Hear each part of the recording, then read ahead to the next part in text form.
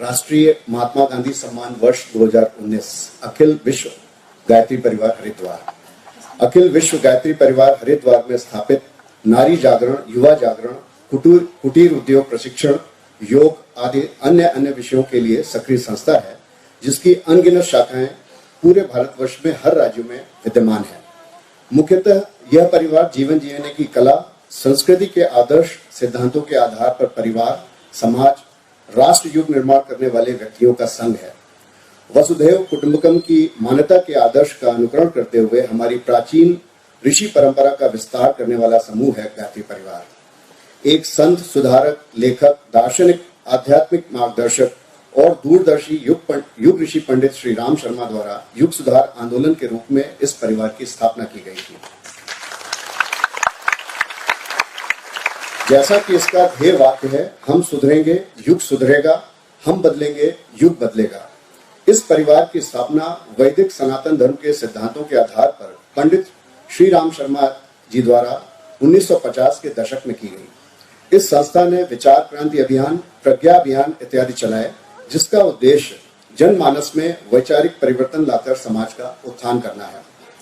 मध्य प्रदेश शासन अखिल विश्व गायत्री परिवार हरिद्वार को गांधी जी के आदर्शों के अनुरूप समाज के साथ रच बसकर कला, संस्कृति के आदर्श सिद्धांतों, कुटीर उद्योग प्रशिक्षण, नारी एवं युवा जागरण के साथ सामाजिक समरसता, स्वावलंबन एवं समाज निर्माण के कार्य में निरंतर सक्रियता के लिए राष्ट्रीय महात्मा गांधी सम्मान वर्ष 2019 से सादर विभूषित करता है।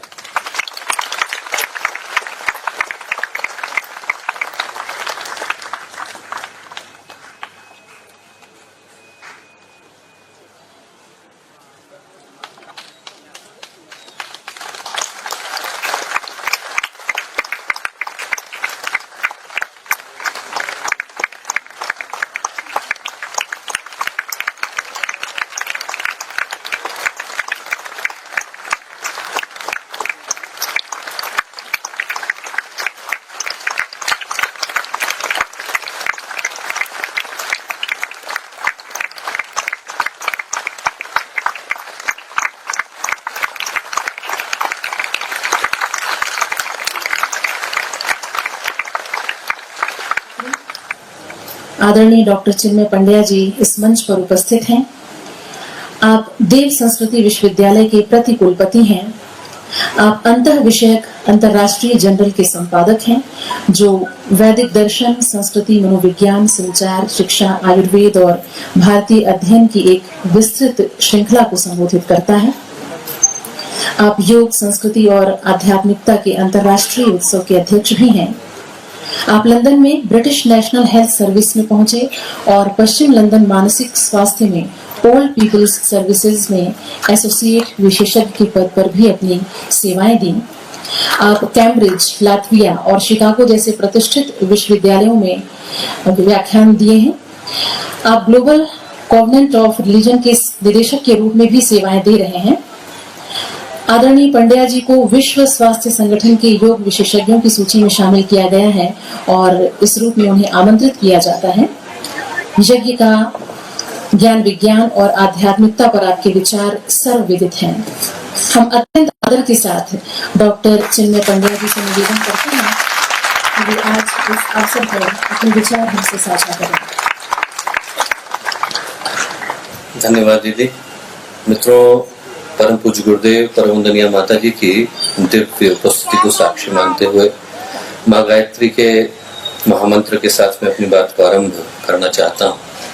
हम लोग सभी यहाँ पर 400 के करीब गायत्री परिवार के कार्यकर्ता उपस्थित हैं और परिचित हैं कि जो गायत्री का मंत्र है वो मानवीय चेतना, मानवीय व्यक्तित्व और मानवीय दृष्टिकोण के समग्र रूपांतरण का मंत्र है। उन संभावनाओं के जागरण का मंत्र है जो यदि जागे जाती हैं तो नर नारायण में, पशु परमात्मा में और दीन से दीन व्यक्ति देवता में बदल जाता है। सौभाग्य का वो शिखर और मानवीय पुरुषार्थ का वो अंतिम चरण हमारे व्यक्तित्व में भी प्रतिष्ठित हो सके, इस भाव के साथ माँ गायत्री का महामंत्र साथ साथ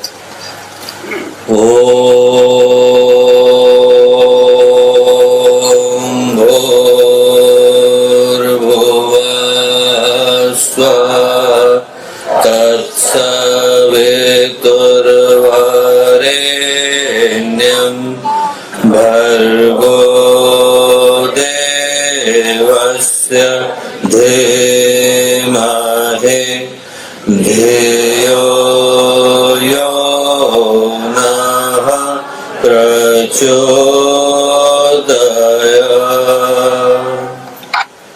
परम पूज्य गुरुदेव परम वंदनीय माता जी के दिव्य संरक्षण में आज के इस पुनीत पावन पवित्र अवसर पर, आज के इस महत्वपूर्ण आयोजन के अवसर पर, इस कार्यक्रम के मुख्य अतिथि के रूप में हम लोगों के मध्य उपस्थित इस प्रदेश के अत्यंत ही यशस्वी लोकप्रिय मुख्यमंत्री आदरणीय श्री शिवराज सिंह चौहान जी, जो कि गायत्री परिवार का एक अभिन्न अंग, आत्मीय अंग रहे हैं। आदरणीय दीदी जो अपनी दीप यज्ञों की श्रृंखला के कारण हर जगह पर जानी जाती है। यहाँ उपस्थित आदरणीय शुक्ला जी, आदरणीय त्रिपाठी जी, आदरणीय सुवर्णा दीदी, यहाँ उपस्थित गायत्री परिवार के अनेकों कार्यकर्तागण, इस क्षेत्र के विशिष्ट अतिथिगण, गणमान्य सम्मानित अतिथिगण और प्यारे भाई और बहनों, मित्रों, ज्योतिष की दृष्टि से यदि कोई कार्य उत्तम समय पर होता है तो हम उसे मुहूर्त कहकर के पुकारते हैं। विज्ञान की दृष्टि से वही शब्द प्रिसीजन हो जाता है। यदि हम लोग भाषा की दृष्टि से देखें तो शब्द सुयोग कहलाता है। और भावनाओं की दृष्टि से यदि कोई कार्य शुभ स्थान पर हो, शुभ व्यक्तियों के द्वारा हो, शुभ मुहूर्त में हो और शुभ उद्देश्य को ध्यान में रख करके किया जाए तो हम उसे सौभाग्य कह करके पुकारते हैं। और आज का दिन निश्चित रूप से एक अतुलनीय सौभाग्य का दिन है, जब बहुत सारी सौभाग्य की संभावनाएं एक साथ घटित हो रही हैं। शांति कुंज का स्वर्ण जयंती वर्ष है। आज शांति कुंज को प्रतिष्ठित किए पूज्य गुरुदेव को 50 वर्ष हो गए और उस स्वर्ण जयंती वर्ष में गांधी जी की, शास्त्री जी की जयंती के अवसर पर पितृपक्ष की एकादशी के शुभ दिन, जब ये सम्मान गायत्री परिवार को उन आदरणीय शिवराज सिंह चौहान जी के द्वारा दिया जा रहा है जिनको कि हम लोग भावनात्मक दृष्टि से, आध्यात्मिक दृष्टि से गायत्री परिवार का एक लंबे समय से घनिष्ठ अंग मानते रहे हैं, तो आज का दिन निश्चित रूप से एक अतुलनीय सौभाग्य को लेकर के आया है। और करोड़ों गायत्री परिजनों की ओर से, न जाने 5000 के करीब प्रज्ञा संस्थानों की ओर से और 80 देशों में फैली गायत्री परिवार की शाखाओं की ओर से मध्य प्रदेश शासन को, माननीय मुख्यमंत्री जी को और समस्त संस्कृति पर्यटन विभाग को मैं बहुत सारी शुभकामनाएं देता हूँ और हार्दिक रूप से धन्यवाद अर्पित करता हूँ। क्योंकि जो सौभाग्य है दोस्तों, हम लोग यदि अपनी दृष्टि से देखें तो शायद हम लोगों के जीवन में जो सौभाग्य घटा वो गुरुदेव के आगमन के रूप में घटा। जितने लोग यहाँ गायत्री परिवार के कार्यकर्ता हैं और जो करोड़ों गायत्री परिवार के परिजन हैं, यदि किसी को भी आप राह में रोक करके उससे पूछें कि उसके जीवन में सौभाग्य की घड़ी कब आई, तो कहेंगे कि गुरुदेव से जिस दिन मिले उसी दिन हमारे जीवन में सौभाग्य घटा। हमारे जीवन में जो सौभाग्य घटा वो शायद कोई लाखों, करोड़ों, सहस्रों जन्मों का पुण्य रहा होगा, वो प्रस्फुटित हुआ तो गुरुदेव के साथ जुड़ पाने का, उनके इस चिंतन और दर्शन और उनकी विचारधारा का प्रतिनिधि बन पाने का सौभाग्य हम लोगों को मिला। आज के समय में जब धर्म व्यापार बन गया है और अध्यात्म के नाम पर आस्था की दुकानें खुली हुई दिखाई पड़ती हैं और लोग भगवान की भगवत्ता का मूल्यांकन भी इस आधार पर करते हैं कि कौन हमारी कितनी मनोकामनाएं पूरी कर सकता है, जो जितनी करते हैं उतना बड़ा भगवान है। तो ऐसे समय में कभी कभी सदगुरु मिलते भी हैं तो लोग मूल्य और महत्व को नहीं जान पाते। सदगुरु वो होते हैं जिनसे जुड़ते ही व्यक्ति की चिंतन, चेतना, व्यक्तित्व, आचरण सबका रूपांतरण शुरू हो जाता है। उनका स्पर्श मिला नहीं कि व्यक्ति की भावनाएं एक अच्छे उद्देश्य के लिए, एक उच्च संकल्प के लिए समर्पित हो जाती है। आप कभी आदरणीय शिवराज सिंह चौहान जी से पूछ करके देखिएगा कि जो अंतरंग की घड़ियों में उनकी मुलाकात पूज्य गुरुदेव के साथ हुई थी, उस घड़ी में क्या घटा था। और आप लोग उस बात को महसूस कर सकेंगे कि जब सदगुरु का सानिध्य मिलता है और उनका स्पर्श मिलता है तो व्यक्ति के जीवन में क्या ऊर्ध्वगमन संपन्न हो पाता है। और उसी महाशक्ति के द्वारा, उसी अवतारी चेतना के द्वारा गायत्री परिवार की स्थापना की गई। बाहर के कलेवर की दृष्टि से देखें तो गायत्री परिवार का फलक साधारण सा है। विस्तार वैभव की दृष्टि से भारत में न जाने कितने संगठन है, विश्व में न जाने कितने संगठन है जिनका स्वरूप हमारी तुलना में ज्यादा विशाल है। पर यदि उद्देश्य की दृष्टि से देखें, उस उद्देश्य की दृष्टि से देखें जिसमें परम पूज्य गुरुदेव का मनुष्य में देवत्व का उदय, धरती पर स्वर्ग का अवतरण जैसा उद्घोष सन्निहित है, यदि वयम राष्ट्रीय जागृह पुरोहिता जैसे संकल्प की दृष्टि से देखें, यदि गुरुदेव के द्वारा लिखी गई प्रथम पंक्ति की दृष्टि से देखें जिसमें गुरुदेव ने लिखा, संदेश नहीं मैं स्वर्ग लोक का लाई, इस भूतल को ही स्वर्ग बनाने आई।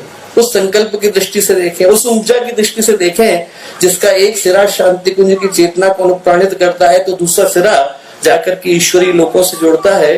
तो मैं उस दृष्टि से देखने पर यह कहने में संकोच नहीं करता कि आज के अंधकार भरे युग में शांति कुंज गायत्री परिवार इस धरती पर देवी चेतना की उपस्थिति का प्रतीक भी है और प्रमाण भी है। वर्षों पहले घटना में याद आती है कि जब रामकृष्ण परमहंस से मिलने के लिए केशव चंद्र सेन गए और उस समय के प्रतिष्ठित विद्वान थे, और जब वो गए तो 200 वॉलंटियर मिलने के लिए गए। इतने प्रसिद्ध थे कि जब क्वीन भारत आई तो अपनी ओर से मिलने के लिए 3 ही लोगों से गई, उसमें से एक केशव चंद्र सेन थे। तो उनको तो रामकृष्ण परमहंस ने कुर्सी पर बिठाया और उनके वॉलंटियर्स में से एक थे विवेकानंद, उनको लेकर के धरती पर बैठे। लोगों ने कहा कि शायद पहचानने में भूल हो गई, अध्यक्ष वहां बैठे हैं। तो रामकृष्ण परमहंस बोले कि उधर तो दीपक जल रहा है, इधर सूरज उगने वाला है, मैं सूरज के साथ जाकर के। और फिर केशव चंद्र सेन से बोले कि केशव, जो तू कर रहा है वो करने के लिए तुझे भगवान का आदेश हुआ है? उन्होंने कहा नहीं हुआ। बोले फिर नहीं चलेगा। पर बोले ये वाला चलेगा। ये वाला चलेगा मतलब वो तो एक पुजारी के रूप में कार्यरत थे, अपना कोई मठ नहीं था, मंदिर नहीं था, संगठन नहीं था, एक शिष्य नहीं था, उसको उन्हें दीक्षा दिया। और तब भी रामकृष्ण मिशन कहाँ है सब लोग जानते हैं। और ये घटना मैंने इसलिए सुनाई क्योंकि जब गुरुदेव ने अखंड ज्योति को शुरू किया, गायत्री परिवार को शुरू किया, तो 250 घरों में गुरुदेव खुद अखंड ज्योति लिखते थे, अपने हाथ से बांट करके आते थे, साइकिल चलाते थे, वही एम्प्लॉयर थे, वही एम्प्लॉई थे, एक ही व्यक्ति पहुंचा करके आते थे। लोगों ने कहा नहीं चलेगा साहब, पैसा आप लेते नहीं हो, विज्ञापन आप लेते नहीं हो, कैसे चलेगा? गुरुदेव ने उत्तर अखंड ज्योति में लिखा। उनने कहा यदि इंसान की चलाई हुई अखंड ज्योति है तो कल को रुक जाए, भगवान की चलाई हुई हो तो चलनी चाहिए। अरे भगवान के चलाया हुआ परिवार, मैं तो इतना ही जानता हूँ कि God's touch is there, everything is possible। भगवान का स्पर्श है और परमात्मा का सानिध्य है और गुरुदेव का संरक्षण है तो दुनिया की हर चीज संभव है। और ये गायत्री परिवार ऐसे लोगों का परिवार है जिनको गुरुदेव ने इस आशय के साथ खड़ा किया कि जब भगवान महाकाल ने आवाज लगाई कि इस वर्तमान की विषाक्तता भरे युग में जब दुर्जनों की कतारें दिखाई पड़ती हैं तो सज्जन कहाँ चले गए, गीदड़ों की, गिद्धों की, यदि सियारों की कतारें दिखाई पड़ती हैं तो सिंहों की गुफाएं खाली क्यों है? वो महामनीषी कहाँ है जिनके लिए भारत जाना जाता है? और उस प्रश्न का उत्तर देने के लिए गायत्री परिवार को खड़ा किया गया, इस आशय के साथ खड़ा किया गया कि हम लोगों के पास साधन के बल नहीं हो पर भावनाओं के बल पर्याप्त है। भावनाओं के बल वाले बलशालियों का जो परिवार है वो गायत्री परिवार। जब तूफान आते हैं तो मोमबत्तियां बुझ जाती हैं पर मशालें धुंधु करके जलती हैं, और धुंधु करके जलने वाली मशालों का परिवार कौन सा है? गायत्री परिवार। घटना सुना करके बात को समाप्त करूंगा। बिरला जी के सुपुत्र थे, गुरुदेव के पास 11 करोड़ रुपए लेके गए, 51 की घटना है, पैरों में रखे, बोले गुरुदेव आप सोने का मंदिर बनाइए। गुरुदेव ने कहा बसंत में पैसे छूता नहीं, तेरे लूंगा नहीं, तू लेके जा। बोले एक बात बता कि भगवान सोने के मंदिर में बैठे और बाहर व्यक्ति को खाने को नहीं मिले तो भगवान को कैसा लगेगा? बोले बनाना है तो स्कूल बना, कॉलेज बना, हॉस्पिटल बनाना, पहले बना, भगवान के मंदिर है। और गुरुदेव बोले कि मुझे बिठाना होगा तो भगवान को सोने के मंदिर में नहीं बिठाऊंगा, लोगों के दिल में बिठाऊंगा। लोग उनसे मिले, उन्हें लगे कि मंदिर होकर के आए, ऐसे मंदिर में बनाऊंगा। तो चलते फिरते मंदिरों का जो परिवार है वो गायत्री परिवार है। और ऐसे सैकड़ों परिजन जिनका व्यक्तित्व हमारे तुच्छ व्यक्तित्व की तुलना में कई गुना महान है। मैं तो एक छोटे से प्रतिनिधि के रूप में यहाँ पर उपस्थित हूँ, पर हजारों ऐसे कार्यकर्ताओं को जानता हूँ जिनका जीवन, जिनका व्यक्तित्व, जिनका आचरण मेरी तुलना में कई गुना श्रेष्ठ है। और आज हम लोगों को सौभाग्य मिला कि उन करोड़ों गायत्री परिजनों के प्रतिनिधि होने के नाते इस सम्मान को यहाँ पर प्राप्त कर पाए। तो इस सम्मान को प्राप्त करने के लिए और इस सम्मान को प्रदान करने के लिए मैं मध्य प्रदेश शासन का, माननीय मुख्यमंत्री जी का, समस्त संस्कृति पर्यटन विभाग का हृदय से धन्यवाद देता हूं और अनेकों गायत्री परिजनों की ओर से उनको पुनः शुभकामनाएं और बहुत सारी हार्दिक मंगल कामनाएं अर्पित करता हूं। बहुत सारा धन्यवाद। मध्य प्रदेश की यशस्वी संस्कृति मंत्री मेरी प्रिय बहन सुश्री उषा ठाकुर जी, आज जिनको सम्मानित करके मध्य प्रदेश शासन धन्य हुआ है। अखिल विश्व गायत्री परिवार जो हमारा, मेरा अपना परिवार है, प्रतिनिधि के रूप में पधारे हुए परम सिद्धे चिन्मय पंड्या जी, भटके विमुक्त विकास प्रतिष्ठान की अध्यक्ष हमारी बहन डॉक्टर सुवर्णा रावल जी,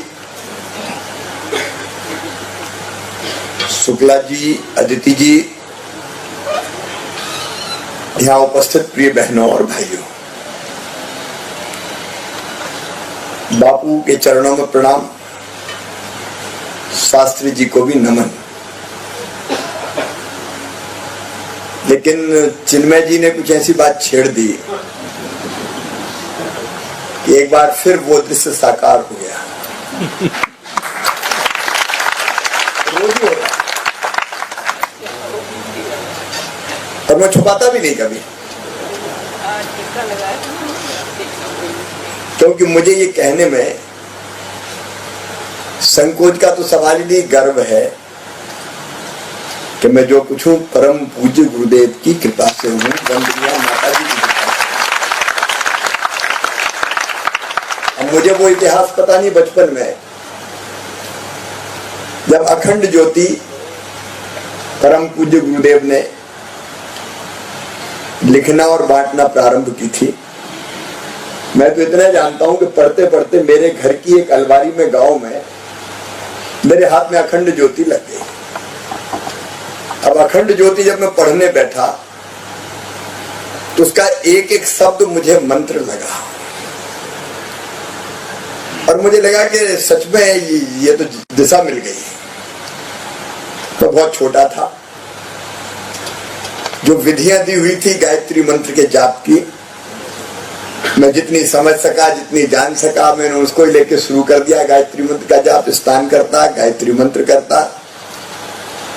छोटा था तो परम पूज्य गुरु जी से मिलने जा नहीं सकता था, देख नहीं सकता था। लेकिन एक दिन वो आ गया जब परम पूज्य गुरुदेव होशंगाबाद पधारे। आप में से कुछ मित्र यहां बैठे, रमेश जी तो हमारे साथ बैठे ही है। आप में से भी कुछ गाँव में मुझे नहीं पता। मैं भोपाल में पढ़ता था। जैसे ही मुझे पता चला कि गुरुदेव आ रहे हैं और दीक्षा देंगे, मैंने बस पकड़ी और होशंगाबाद की राह पकड़ ली। होशंगाबाद में उतरा। मेरी कोई पहचान नहीं थी, मैं तो सामान्य परिवार, बिल्कुल साधारण परिवार में जन्म लिया। जहां रहने का ठिकाना मिला वहां रहा। शाम को सेठानी घाट के तट पर परम पूज्य गुरुदेव का मार्गदर्शन मिला। दूर खड़े रह के मैं सुनता रहा और इसी में हुआ कि परम पूज्य गुरुदेव सवेरे दीक्षा देंगे नर्मदा जी के तट पर। मैं भी 4 बजे उठ के पहुंच गया। लाइन लगी थी, पंक्ति लगी थी पूरी लंबी। तो परम पूज्य गुरुदेव के पास पहुंच रहे थे। वो तिलक करते थे माथे पे। मैं अपनी बारी का इंतजार करने लगा, धीरे धीरे आगे बढ़ा। जैसे ही मैं उनके पास पहुंचा, उनकी आंखें आज भी मुझे वैसी ही दिखाई देती है। ने एक क्षण मुझे देखा, स्नेह, प्रेम, आत्मीयता और ऊर्जा मेरे अंदर समाती चली गई। उनके हाथ की उंगली उठी और मेरे माथे पे जो स्पर्श उन्होंने किया, वो स्पर्श वैसा का वैसा आज भी बना हुआ है। सवेरे जब मैं पूजा करता हूं तो मैं गुरुदेव का ध्यान करता हूं, फिर वही मुझे देखती हुई आंखें, धीरे से आगे बढ़ती उंगली, और जैसे ही वो मेरे माथे पे लगती है, मैं नई ऊर्जा से भर के अपना काम प्रारंभ कर देता। अब जो सच था मैंने आपको बताया, उसको मैंने कहा कि जो सच है वो है। मैं नहीं कहता कि मैं असाधारण हूं या कोई बड़ा व्यक्ति हूं,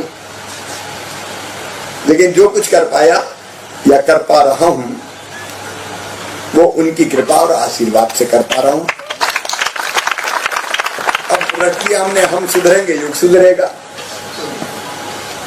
अपन ही नहीं सुधरे और दुनिया को कहां से सुधार पाएंगे। बहुत साधारण सी बात है। मनुष्य अपने भाग्य का निर्माता आप है। जैसा करोगे वैसे बनोगे। छोटे छोटे नारे उनके मंत्र हैं, उनको अपना ले तो जीवन बदल जाता है। सचमुच में गायत्री परिवार ने जो काम किया पहले, अब जो कर रहा है, पर मैं मानता हूं ये कार्य ईश्वरीय कार्य है। भौतिक शरीर से भले ही परम पूज्य गुरुदेव हमारे बीच नहीं है, लेकिन वैसे तो वो सदैव हमारे साथ ही है। और ये देखिए, सबसे बड़ी समस्या आज अगर कोई है तो वो है मनुष्य के निर्माण की, व्यक्ति निर्माण। संघ भी ये काम करता है कि ईमानदार, चरित्रवान, देशभक्त, कर्मठ, अपने लिए नहीं दूसरों के लिए काम करने वाले लोग अगर हो जाए तो देश बदल जाएगा। और गायत्री परिवार में भी लाखों नहीं करोड़ों करोड़ भाई बहन ऐसे हैं जो बिना किसी स्वार्थ के निष्काम भाव से अपने कर्तव्य पथ पर लगातार आगे बढ़ रहे हैं। मनुष्य तो मनुष्य है, लेकिन देवत्व का अवतरण हो सकता है, एक नहीं अनेकों है। इसलिए हम लोग परम सौभाग्यशाली हैं जो इस परिवार के सदस्य हैं। और इसलिए मैंने ये कहा कि मेरे हाथ धन्य हो गए परिवार का सम्मान करते हुए।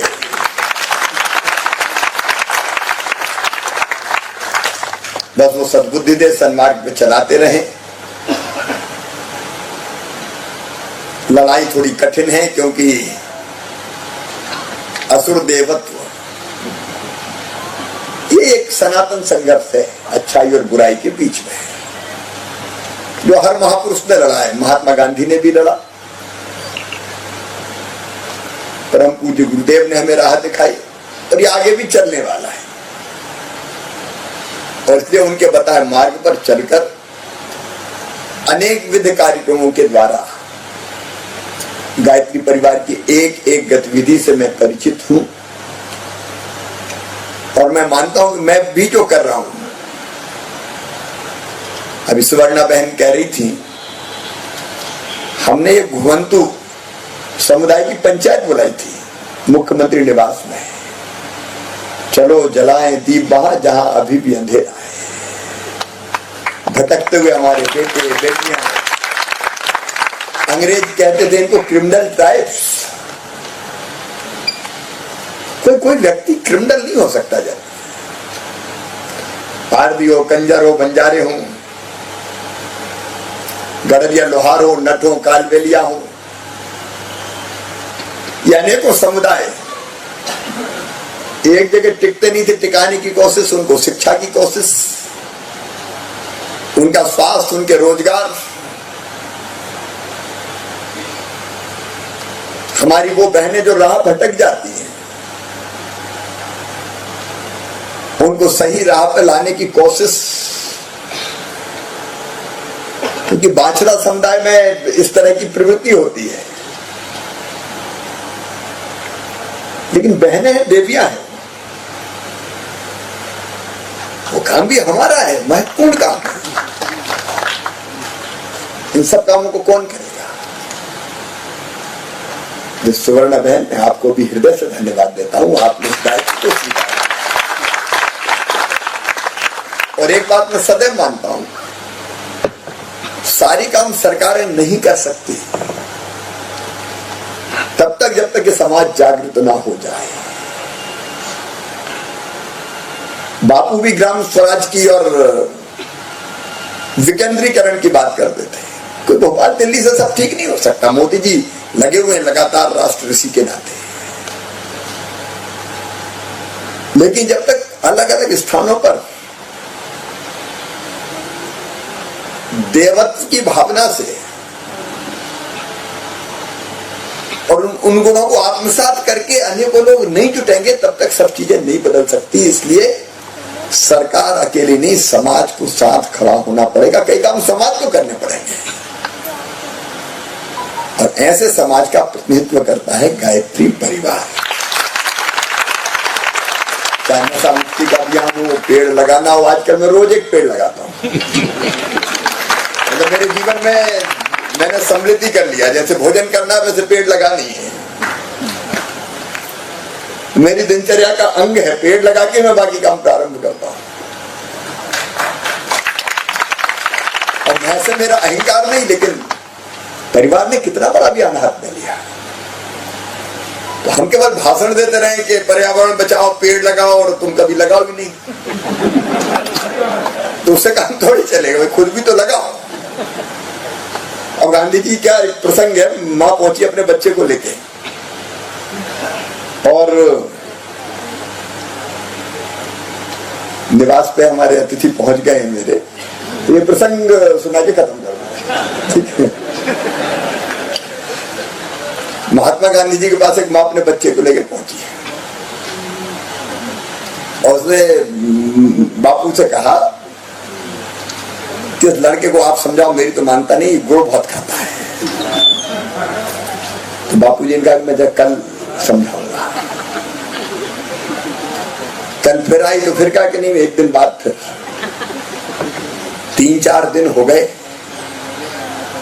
चौथे दिन या 5वें दिन, मुझे ठीक से ध्यान नहीं, बापू ने उस बच्चे से कहा कि गुड़ मत खाओ बेटा, गुड़ खाना अच्छा नहीं है, ज्यादा खाना। माँ बोली इतनी साधारण बात थी, पहले ही दिन क्या देते, 4 दिन काय को खराब किए मेरे। बोले माई तब मैं भी गुड़ खाता था,